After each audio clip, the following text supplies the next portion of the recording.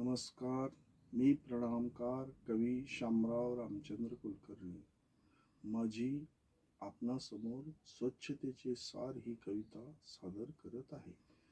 असावे असावे मंदिर आपले छान, स्वच्छता जिथे नांदते रोग राहिला तेथे नसते स्थान. स्वच्छ ठेवू परिसर सारा, वाढेल गावाची शान. स्वच्छता जिथे असते तेथे सरस्वतीचे असते स्थान. असावे मंदिर आपले छान. यश कीर्तीची गंगा वाहते, अपेक्षाला तेथे नाही स्थान. सरस्वतीचे आम्ही गातो गुणगान, हा तुमचा माझा नाही, हा तर गावाचा सन्मान. असावे मंदिर आपले छान.